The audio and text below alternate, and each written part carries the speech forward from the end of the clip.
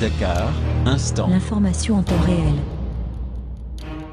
Suivez l'actualité au Sénégal. ñu ngi rafetlu teewaay bi di leen jaajëfee itam di wax ni man la Babacar Sall di coordinateur cercle des étudiants orientés dans le privé en même temps aussi membre du Front national pour le progrès des étudiants du Sénégal tey lu tax ñu teewaat fii du lenn lu dul naqar ak métit lu itam tànqam lu bi nga xam ni moom la suñu autorité yi dina tànqam lu boobu ba tey looloo taxoon alxames bi passé ñu demoon fi nga xam ne mooy Diamniadio buntu ministère de l'enseignement supérieur def fa sitting taxaw fa ngir waxoon ni ministre bi dafay wax ak ñun wala mu am ndawam bi nga xam ni dafay wàcc wax ak ñun taxaw nañ fa ay heure ba ñi nga xam ne ñooy force de l'ordre yu fa nekkoon indi fa ay renfort waaye ba renfort yi ñëwee ba nu xamee ni ñun kat dañoo déterminé wu te pare nañu itam ngir joxe sunu bakkan ndax sunu avenir du nu nangooti kenn ku nu ko yàqal looloo tax secrétaire ministère bi di monsieur Farisey aussi le directeur aussi de l'enseignement supérieur di monsieur Amadou Sow moom aussi ak le brigade le commandant aussi du brigade de Diamniadio ak ñaari collaborateur am ñooñu recevoir jeudi passé ñu yeggee leen bépp problème bi nga xam ni étudiants yuy nekk ci privé bi ñoo ngi koy dund waaye étudiants yu nga xam ne itam noo nekk ci Front national pour le progrès des étudiants du Sénégal lu nu xamal mooy que mbébét yooyu nga xam ne wax nañ ko fa daan ko àggee ñu nga xam ne ñooy kilifa yi waaye gis nañu itam ni li nga xam ne mooy BTS bi ki nga xam ni moo si war a prononcé wu mooy monsieur Dame Diop mi nga xam ni moom ministre chargé de la formation professionnelle moo war a prononcé wu si datu examen BTS boobu waaye itam moo war a prononcé wu si li nga xam ni moom mooy li nga xam ne mooy retour bi nga xam ni moom war am suba incha allah di 1er septembre te ces établissements yu bare xam nga nu ni pare gunu pour recevoir li nga xam ne mooy étudiants yu nekk si privé bi ndax lan mënaguñ a respecter les protocoles sanitaires ñu jàpp ne su fekkee ni chef d'établissement yooyu am nañu sañ-sañ boobu parce que état du Sénégal moo deful lu mu war def matale wul lu mu war matale loolu dafa tax ñooñu def lu nga xam ni moo leen neex waaye ñun lu ñuy wax mooy dañu bëgg monsieur Dame Diop lu mu gën a gaawee mu prononcé wu sunuy mbir balaa muy yàgg may nañ ko nag quelques jours. étudiants yu nekk ci biir bi yëpp delluwaat ci classe yi surtout ñu war ñu def BTS ñu fexe aussi ba respecter les protocoles sanitaires waaye itam BTS bu nga xam ni moom lañ bëgg organiser le 28 septembre ñu pose ko lu mu tuuti ñaari weer su ko defee sunu camarades yu nga xam ni depuis mois de mars ñoo gëj def cours présentiel maanaam nekk ci classe yi waaye aussi defuñu woon benn yoon itam li nga xam ne mooy cours via les plateformes ndax lan dañu am ñoo xam ne amuñu lu ñu jëndee connexion.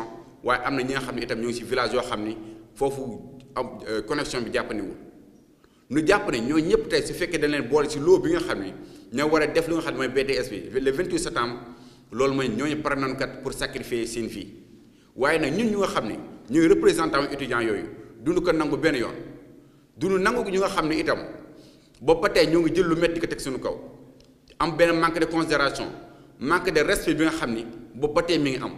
ndax lan jàpp na ni kat autorité yooyu waaye ki nga xam ne moom mooy Dame Diop mi nga xam ne mooy ministère de la formation professionnelle nangul wax benn yoon ci situation étudiants yi nekk ci privé bi ndax de jàpp na ni doomam nekk ci établissement yooyu waaye itam amul benn mbokk bu ci nekk mais nag ñoo ngi koy wax te di alerte aussi ñoo nga xam ne mooy opinion bi di wax ne su fekkee ne waxu ci bis yi di ñëw daana wàcc fi nga xam ne mooy buntu ministère te duñ fa jóge mukk tant que waxu ci li nga xam ne mooy suñu soxla te pare nañu itam ngir joxe suñu bakkan yi ndax suñu avenir moo suñu lépp te képp ku nga xam ne itam pare nga pour yàqal na ko ñun daanu pare pour jàkkaarloo ak yow ba fu mu yem rek ñoo xam ne foofu la.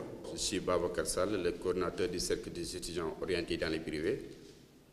Juste un petit rappel, le jeudi passé, nous étions au niveau des affaires ministérielles à Diamniadio avec le Front national pour le progrès des étudiants du Sénégal, justement pour interpeller directement le ministre chargé de l'enseignement supérieur et aussi le ministre chargé de la formation professionnelle de se prononcer sur nos différentes requêtes. Il y avait des tiraillements, mais par la suite, le secrétaire des ministres, M. Farisei, le directeur aussi de l'enseignement supérieur, M. Amadou Sow, ainsi aussi que le commandant des brigades de Diamniadio, nous a reçus. On a discuté pendant des heures et on a finalement exposé toute notre requête. Et aujourd'hui, nous sommes là et nous sommes appelés à se prononcer sur les problèmes qui nous tracassent depuis plus de 5 mois. Nous ne cesserons pas d'interpeller les autorités étatiques sur nos problèmes qui perdurent. Nous ne cesserons non plus de dire non à la date de l'examen du BTS qui est prévu le 28 septembre prochain. Nous exigeons au ministre chargé de la formation professionnelle, M. Dame Diop, le report dans l'immédiat la date de l'examen du BTS au minimum 2 mois pour que les étudiants qui sont appelés à faire le BTS fassent des cours présentiels. Nous réclamons aussi sans cesse l'augmentation des cursus scolaires jusqu'en master. Nous réclamons aussi sans cesse le paiement dans l'immédiat nos aides et bourses sociales dans les plus brefs délais.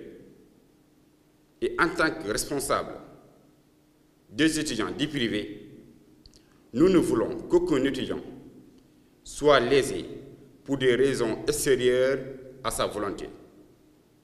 Et si monsieur le ministre Dame Diop reste toujours sur son mutisme, nous allons descendre encore une fois devant le ministère à Diamniadio jusqu'à ce qu'il accepte de se prononcer. man xawma ci kaw lañ jóge man dama jéggi saa rek gis leen ba pare foo tourner Dakar Instant ngay gis mais loolu ëpp na Dakar Instant ca kaw ca kanam rek. waaw Dakar Instant daal gis naa seen caméra bi ni mu timmi nii xam naa ne bëri na doole trop ba mënuma xool bu baax damay pis di pàcc nii. waaw Dakar Instant maa ngi leen dama leen di suivre si seen page YouTube daal. waa Dakar Instant moom boo xoolee ñoom seen tur rek day wane lool ndax chaque instant c'est le bonheur. Monsieur le maire loo wax ci Dakar Instant. waaw c'est une première mais ni ma gisee Dakar Instant dafay prouver ne ko Dakar Instant ci kanam la jëm incha allah. gars ñu ngi koy suivre Dakar Instant lan leen laay wax na gars yi dem abonné loolu bëgg si actualité ñëw leen si Dakar Instant. sa liggéey dafa ne trop macha allah. Mbacke loo wax ci waa Dakar Instant. waaw Dakar Instant nag moom ñoom dañoo xew ndax bañ naa ko chaque jour bu ma yeewoo information yi may soxla yëpp ñoo ma koy jox muy dugg ci YouTube bi da ko xool rek. looy wax ci Dakar Instant. mais jàmm. loo wax ci Dakar Instant. waaye Dakar Instant na fi nekkal Baye Fall yi dañu war a siiw comme ñëpp. loo wax ci Dakar Instant. Dakar Instant yéen a ngi instantané. boo yeewoo. moom laay seetaan. boo tëddee. moom laay seetaan. booy Snap. moom laay Snap. Instagram. Twitter. Imo. Dakar Instant. Dakar Instant à tout instant maanaam ñu ngi koy baaxal ba mu baax. astuce. Dakar Instant di leen bëggee rek. Instant Dakar.